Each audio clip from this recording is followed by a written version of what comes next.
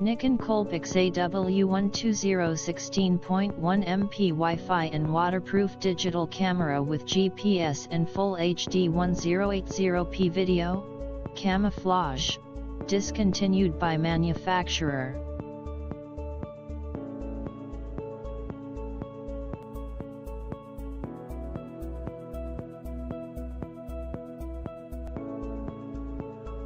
MP 1/2.3 Type CMOS sensor 24 to 140 mm f3.9-4.8 equivalent lens, 5.8x optical zoom, ISO 125-1600, expandable to 3200. Up to 6.9 fps continuous shooting 3.0 OLED LCD with 614C000.1080p/30 fps HD video, MPEG 4/H.264, waterproof to 59, shockproof to 6.6, freezeproof to 14F, built-in Wi-Fi and GPS SD/SD/SDHC/SDXC memory. Show more.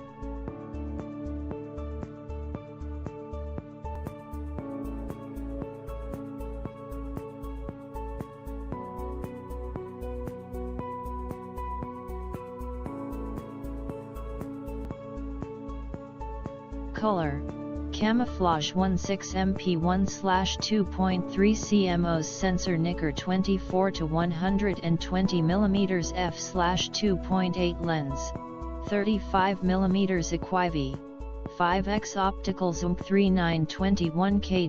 OLED screen Full HD 1080p video with stereo sound depth rating, 59 from the manufacturer. The camera for those who go big. To capture thrilling first-person views of your epic moments, to really share the rush with your friends and family, you need a camera that's rugged, sure, but you also need a camera that takes outstanding photos and videos. The waterproof, freezeproof and shockproof COOLPIX AW120 delivers the image quality your big moments deserve. Strap it to your chest with the optional chest harness and record mind-blowing Full HD 1080p videos with stereo sound, smooth slow motion sequences and high-res photos even in challenging conditions. When things get bumpy, Nikon's new hybrid VR system helps keep your shots sharp and steady. The camera's superb wide-angle, 24mm equivalent, f/2.8 Nikon glass lens gets more in the frame and captures bright, sharp images that will have you reliving the action on your off days. You don't even have to wait to share the rush with built-in Wi-Fi. Your COOLPIX AW120 shots can instantly appear on a compatible smartphone or tablet for easy sharing. Your friends will be jealous they weren't there. Ready for extreme adventures, waterproof, shockproof and freeze-proof, the COOLPIX AW120 can handle all that Mother Nature can throw at it. Take it diving to depths of up to 59 feet. Shoot at temperatures as cold as 14 F. And don't sweat drops of up to 6.6 feet. Whether it's in your hand, mounted to a surfboard, clipped on a backpack or attached to a scuba tank, see every twist, splash, sea dive and crash can be recorded in both still and Full HD 1080p movies. Plus, Nikon's action control brings fast and easy operation to gloved hands. The COOLPIX AW120 lets you capture every thrilling moment from inside the action, not the sidelines. Your smartphone's new best friend, built-in Wi-Fi for instant photo sharing and remote camera control with a compatible smartphone or tablet. Your smartphone or tablet will be your favorite accessory. Take beautiful photos with the COOLPIX AW120 and watch them instantly appear on your compatible smartphone or tablet. Then share them without missing a beat. Text them, email them, upload to your favorite social networking site. It's your choice. You can even use your smartphone or tablet as a remote control for the COOLPIX AW120C, perfect for self-portraits and group shots that actually include you. See where you've been. Built-in GPS-C mapping, electronic compass and points of interest. POI. For creating amazing photojournals, relieve the excitement of your travels in a whole new way.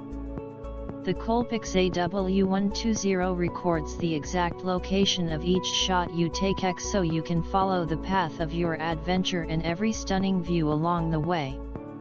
Share your journeys on Google Maps, Google NC and other social networking sites, or with the included Nikon View NX2 software. Built-in mapping and electronic compass also help you navigate unfamiliar destinations and points of interest. POI. Show you nearby photo ops like scenic lookouts and historic landmarks. The COOLPIX AW120 is the ultimate travel companion.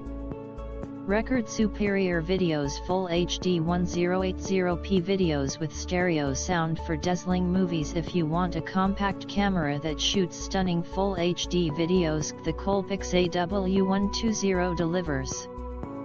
Full HD 1080p means exceptional video quality.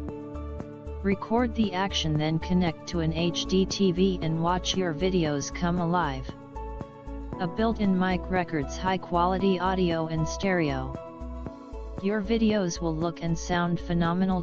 Requires optional cable supplied accessories and CP23 strap, UCE21 USB cable, and L12 rechargeable battery charging AC adapter, S71P bulletin 2.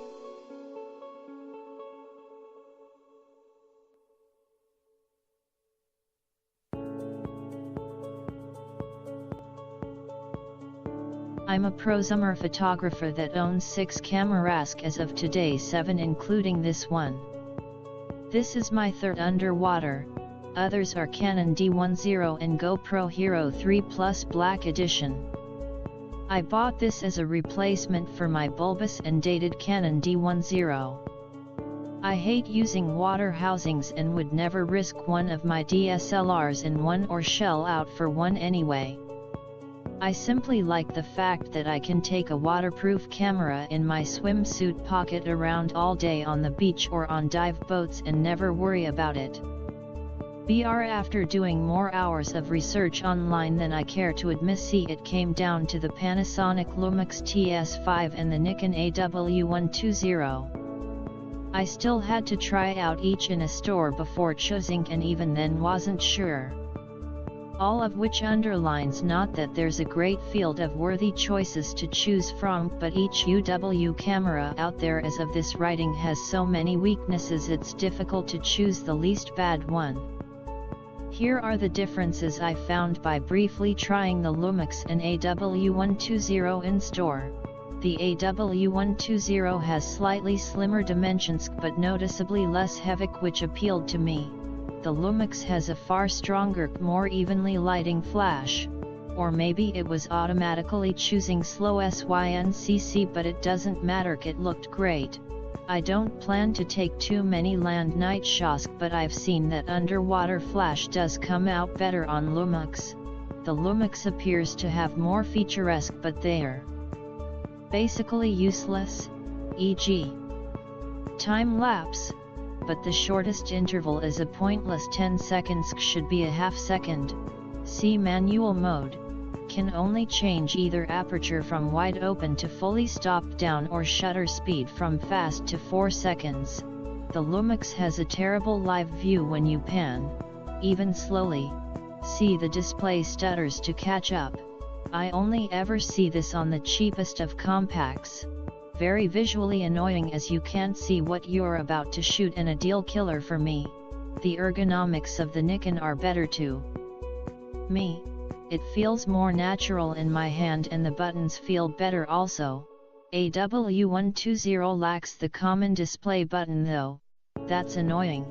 Video record is on the back on the AW120C but on the top on the Lumix.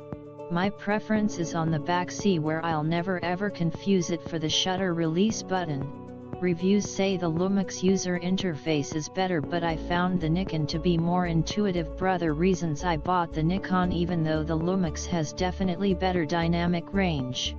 From the pics I've seen online, the Nikon has f/2.8 max aperture while the Lumix has a slower f/3.3c, and good light is hard to come by underwater. The Nikon is also wider at the wide end, and I've never seen water damage complaints for the Nikon's vs lots of complaints for the Lumix, and terrible customer support from Panasonic. The Lumix has better video quality, but it can only do 1080p in FHD format. Lamex, since it's not Mac friendly, I could deal with the more painful than usual transcoding process of FHD, but why do I want to transcode and degrade in the first place just to view on my computer Super Lame? The Lumix has proprietary connectors, not micro USB like everyone else. So if I lose it among my 30-something connectors, I'm in trouble. Yes, this is what Panasonic thinks is a good idea in 2014. Yes, see, you always learn more when you actually take a camera home. Here are my first impressions. First thing I notice is the strap. There's no true water strap. The manual describes the strap that comes with it as being for land use only, but it's really ridiculous, the kind that's so big you're probably supposed to wear it around your neck. Who wears a compact around their neck? The Lumix strap is more normal, but it still doesn't have a way to cinch around your wrist. It seems like all the manufacturers want you to buy a separate floaty strap, although I could care less if the camera floats just as long as it's cinched around my wrist. I'll just have to borrow the strap off my D10. For the record, camera manufacturers, here is a real water strap. Notice the cinch? See, and they should always be included. Second, the battery cannot be charged by removing ITC, putting in a simple charger and plugging into the wall. It has to stay in the camera rack with the battery door open so the micro USB can connect to the inside of the camera. This sounds good on an engineer's paper, but in the real world it's a flaw. Why? Because as the battery door lays open over an hour or so to charge, it gathers linseed dust, whatever, from the surfaces it touches and the air. Anyone who understands water sealing knows it takes only a tiny hair to break the seal underwater, and sure enough, upon inspection after charging, I had two small fibers right on the rubber seal gasket. Sure, I could brush them off with the included tiny brush, which I'm sure I'll lose. See, but why should I have to? The only upside is that the micro USB can be used to charge directly from a computer or other device, which I can see being useful in some circumstances. The Lumix can't do that at all. You need a wall outlet. Also, I don't like the shutter release on the AW120. It's flush with the camera body, so you can't really squeeze it like you should. You have to press it. That doesn't help sharpness in low light. These are smaller items, of course, the pictures count most. We'll update in a month or so when I've taken lots of underwater pictures. Side note to manufacturers and everyone: why do all these UW compacts have a ridiculous 16MP? Please stop this terrible arms race. 16MP is hurting image quality by increasing noise accompanied by detail destroying noise reduction. Start educating consumers that what's needed now are bigger apertures, bigger sensors and better processors. BRUPDATE. Brock, after using this camera on a 2-week trip to Thailand, here are my additional thoughts. Underwater photos came out quite nice, about as I expected. Land photos are so SOC, but as I expected for a camera like this.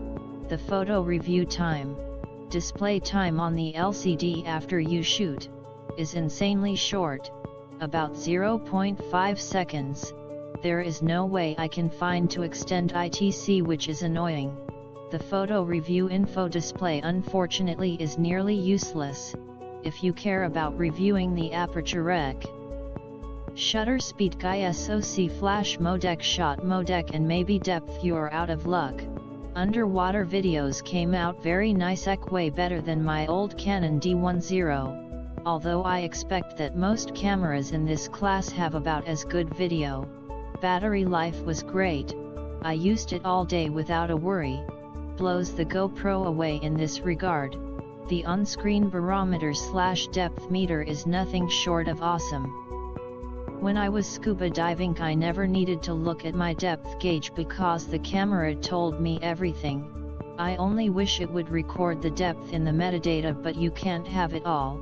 No problems whatsoever with waterproofing or condensation. In fact, I definitely took it below the 18m rating on my dives. At about 22m I was freaking out because I could see the LCD slightly bending inward under the pressure rec, but the camera held up like a champ. Underwater auto white balance was not as accurate as the Lumix.